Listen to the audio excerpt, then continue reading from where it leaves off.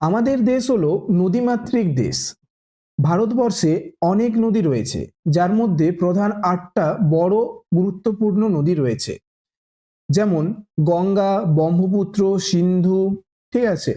তো এই নদীগুলির মধ্যে আজকে আমরা জানবো গঙ্গা নদী সম্পর্কে। আজ আমরা গঙ্গা নদীর উৎপত্তি স্থল, পতন স্থল, উপনদী, পঞ্চপ্রয়াগ, ঠিক আছে, এই সমস্ত বিষয়গুলি খুব খুব ডিটেলসে আলোচনা করব, যেগুলো কিন্তু তোমাদের পরীক্ষার জন্য খুবই গুরুত্বপূর্ণ। তো তোমরা ভিডিওটি শেষ পর্যন্ত দেখো। তো দেখো, প্রথমেই আমরা জানবো গঙ্গা নদীর উৎপত্তি। গঙ্গা নদী উত্তরাখণ্ডের উত্তরকাশী জেলার গঙ্গোত্রী হিমবাহের গোমুখ গুহা থেকে কিন্তু উৎপত্তি লাভ করেছে। এই যে গোমুখ গুহা তোমরা দেখতে পাচ্ছ, এই গোমুখ গুহা থেকে কিন্তু গঙ্গা নদী উৎপত্তি লাভ করেছে। গঙ্গা নদী হলো ভারতের দীর্ঘতম নদী, যার মোট দূরত্ব 2525 কিলোমিটার। যে কোনো নদীরই তিনটি গতিপথ রয়েছে: উচ্চগতি, মধ্যগতি ও নিম্নগতি। গঙ্গা নদীর তিনটি গতিপথ হলো, দেখো, উচ্চগতি হচ্ছে উৎস থেকে হরিদ্বার পর্যন্ত। তাহলে উৎস থেকে হরিদ্বার পর্যন্ত গঙ্গা নদীর হলো উচ্চগতি। উচ্চগতির প্রধান কাজ কি? ক্ষয় কার্য করা।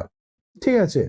এরপরে এই হরিদ্বার থেকে রাজমহল পাহাড় পর্যন্ত, যেটা পশ্চিমবঙ্গের লাগোয়া রয়েছে, সেই রাজমহল পাহাড় পর্যন্ত হলো গঙ্গার মধ্যগতি।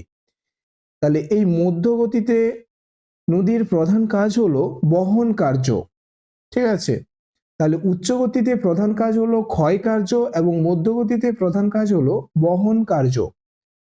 এবং এই রাজমহল পাহাড় থেকে পশ্চিমবঙ্গে প্রবাহিত হয়ে বঙ্গোপসাগরে পর্যন্ত হলো গঙ্গার নিম্নগতি। নিম্নগতিতে নদীর প্রধান কাজ হলো সঞ্চয় কার্য। ঠিক আছে? তাহলে উৎস থেকে হরিদ্বার পর্যন্ত গঙ্গার উচ্চগতি, হরিদ্বার থেকে রাজমহল পাহাড় পর্যন্ত গঙ্গার মধ্যগতি এবং রাজমহল পাহাড় থেকে বঙ্গোপসাগর পর্যন্ত হলো গঙ্গার নিম্নগতি। তাহলে এইগুলো কিন্তু তোমরা মনে রাখবে যে কোথায় গঙ্গার উচ্চগতি, কোথায় মধ্যগতি এবং কোথা থেকে কোথা পর্যন্ত গঙ্গার নিম্নগতি, এগুলো কিন্তু তোমাদের এক্সামে আসে। এবারে আমরা গঙ্গা নদীর কোথায় কি নাম, ঠিক আছে, সেগুলো জানবো। দেখো, গঙ্গা নদী যেখানে উৎপত্তি হয়েছিল সেখানে কিন্তু গঙ্গার নাম ছিল ভাগীরথী। ঠিক আছে? মনে রাখবে যে যেখানে উৎপত্তি হয়েছিল অর্থাৎ গোমুখ গুহা থেকে, সেখানে গঙ্গার নাম হচ্ছে ভাগীরথী। এরবারে এই যে দেবপ্রয়াগ তোমরা দেখতে পাচ্ছ, এই দেবপ্রয়াগে ভাগীরথী ও অলকানন্দা নদী, ঠিক আছে, মিশে এটা হচ্ছে তৈরি করে গঙ্গা নদী। ঠিক আছে? অর্থাৎ এই জায়গা থেকে নাম হয় গঙ্গা নদী। তাহলে গঙ্গা নদীর নাম হয় দেবপ্রয়াগ থেকে। এই দেবপ্রয়াগ থেকে ধুলিয়ান পর্যন্ত, ঠিক আছে, এই দেবপ্রয়াগ থেকে ধুলিয়ান পর্যন্ত এর নাম হয় গঙ্গা নদী। এরপর গঙ্গা নদীর আরো একবার নাম হয় ভাগীরথী নদী। ঠিক আছে? উৎস থেকে কিন্তু নাম ছিল ভাগীরথী নদী, এবং এই গঙ্গা নদীর এই ধুলিয়ান থেকে নবদ্বীপ পর্যন্ত অর্থাৎ আমাদের পশ্চিমবঙ্গে আর একবার নাম হয় ভাগীরথী নদী। আমাদের পশ্চিমবঙ্গে গঙ্গার কিন্তু একটা নাম রয়েছে ভাগীরথী, যেটা হচ্ছে ধুলিয়ান থেকে নবদ্বীপ পর্যন্ত। এবং নবদ্বীপ থেকে, ঠিক আছে, এবং এই নবদ্বীপ থেকে বে অফ বেঙ্গল বা বঙ্গোপসাগর পর্যন্ত গঙ্গা নদীর নাম হচ্ছে হুগলি নদী।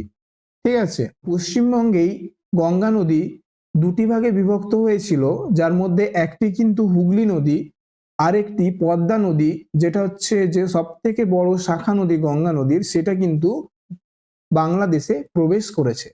এবারে আমরা জানবো পঞ্চপ্রয়াগ সম্পর্কে। তাহলে প্রয়াগ মানে কি? প্রয়াগ মানে হলো দুটো নদীর মিলনস্থল। ঠিক আছে? সেই মিলনস্থলকে বলা হয় প্রয়াগ। দেখো, এখানে পঞ্চপ্রয়াগ অর্থাৎ 5টি মিলনস্থল রয়েছে। দেখো, বদ্রীনাথ পর্বত থেকে অলকানন্দা নদী প্রবাহিত হয়ে ধৌলিগঙ্গা নদীর সাথে মিশেছে, সেই জায়গাটার নাম হলো বিষ্ণুপ্রয়াগ। তাহলে প্রথমে আমরা কি জানলাম? বিষ্ণুপ্রয়াগ, যেটা কোন দুটো নদীর মিলনস্থল? একটা হচ্ছে অলকানন্দা আর ধৌলিগঙ্গা। ঠিক আছে? অলকানন্দা ও ধৌলিগঙ্গার মিলনস্থল হলো বিষ্ণুপ্রয়াগ। তারপর এই অলকানন্দা নদী সঙ্গে নন্দাকিনী, ঠিক আছে, নন্দাকিনী নদীর মিলনস্থলটা কিন্তু নন্দপ্রয়াগ নামে পরিচিত। ঠিক আছে, তাহলে অলকানন্দা নদী ও নন্দাকিনী নদীর মিলনস্থল কিন্তু নন্দপ্রয়াগ নামে পরিচিত। এরপর অলকানন্দা নদী ও পিন্ডার গঙ্গা নদী মিলনস্থল হলো কর্ণপ্রয়াগ। ঠিক আছে, অলকানন্দা নদী ও পিন্ডার নদীর মিলনস্থল হচ্ছে কর্ণপ্রয়াগ। তারপরে হচ্ছে অলকানন্দা নদী ও মন্দাকিনী নদীর মিলনস্থল হচ্ছে রুদ্রপ্রয়াগ। তাহলে এটা কি? রুদ্রপ্রয়াগ। এরপর সেই অলকানন্দা নদী ভাগীরথী নদীর সাথে মিশে তৈরি করেছে এলাহাবাদে দেবপ্রয়াগ।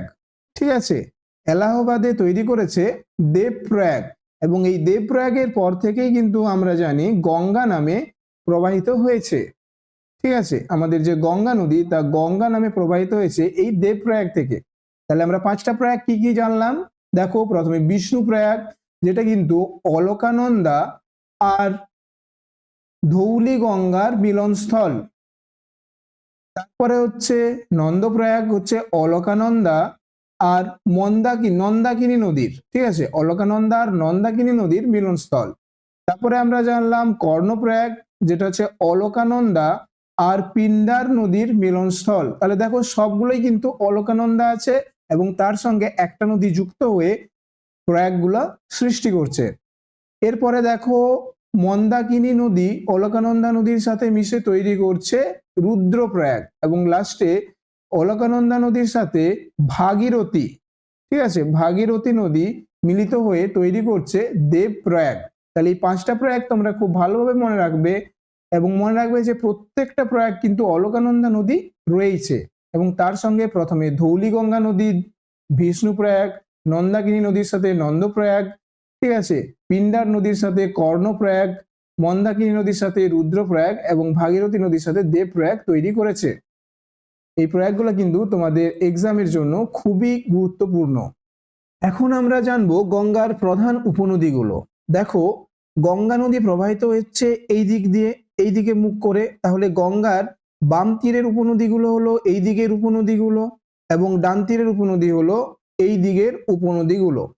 তাহলে গঙ্গার প্রধান বাম তীরের উপনদীগুলির মধ্যে হলো রামগঙ্গা, গোমতী, ঠিক আছে, ঘরঘরা, গণ্ডক, কোশি, এগুলো হলো গঙ্গার বাম তীরের প্রধান উপনদী।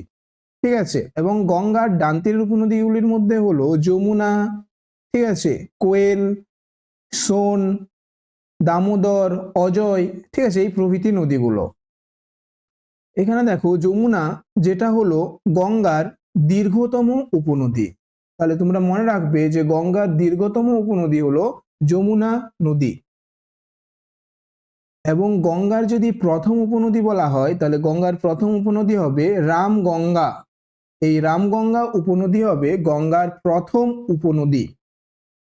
তাহলে আজকের ক্লাসে আমরা গঙ্গা নদী সম্পর্কে, উপনদী, পঞ্চপ্রয়াগ, এই সমস্ত তথ্যগুলো কিন্তু আমরা জানলাম।